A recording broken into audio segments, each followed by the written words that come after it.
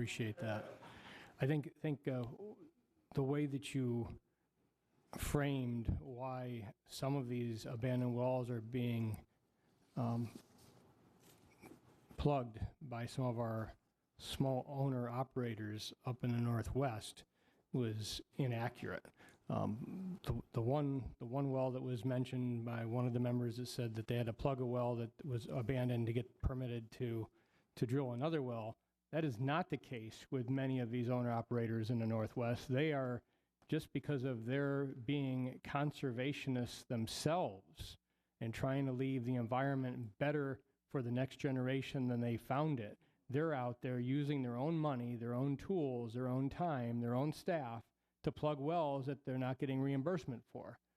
Now, if there was a program that we're serious about having people plug wells that know how to do it, have the tools and the knowledge, generational knowledge to do it, then we would move forward with this legislation and also additional legislation to actually enable funding to be directed in a way that responsibly moves us forward with aggressively plugging some of these wells that I think everybody across both sides of the political spectrum can agree our environment will be better off if they were plugged.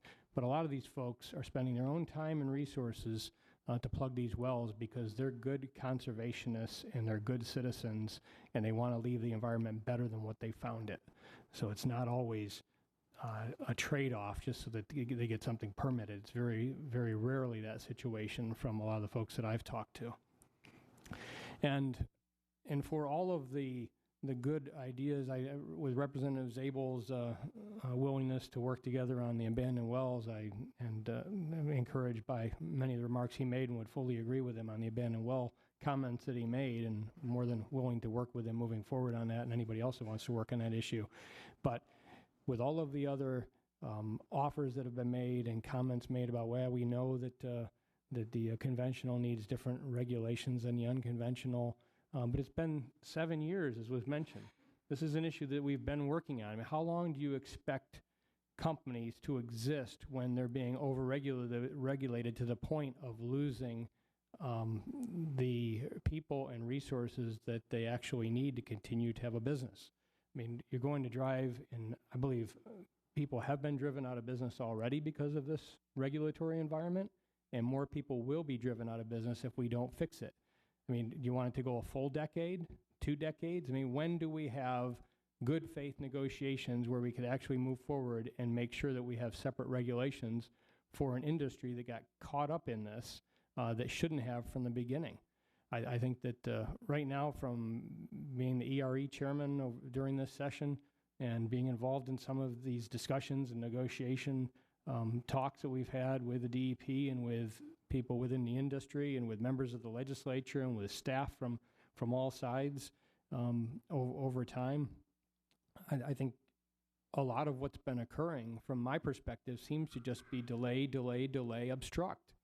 I mean, we really need to come to a conclusion and come to a final product to help move these regulations into a place where they encourage this industry to continue existing. And a lot of the people that you were referencing, we had a couple of groups that sat before this committee and admitted that they don't want to see fossil fuels used at all. So there's always going to be this group or groups, always going to be these groups out there that are going to say, no, nothing's good enough. They want to put the fossil fuel industry out of business. They don't care if you're driving on dirt roads and you don't have the medical appliances any longer to save lives. They could care less. They want to save the earth, it seems, for the earth, because they think there's too many cows. They think there's too many people. They think we shouldn't use fossil fuel. I mean, it's just ludicrous if you go to the ends of their arguments. And as Representative Rapp put it very well in the arguments that she offered here today, that if you look around you and you see the types of products that you're using, but you decry the use of fossil fuels and you think those industries should be put out of business that are involved in fossil fuels, you're a hypocrite. And if you actually recognized what it is that you'd be giving up, I think that you would be forced to retreat from that position unless it was just to appease some special interest groups, which is what some of this normally is.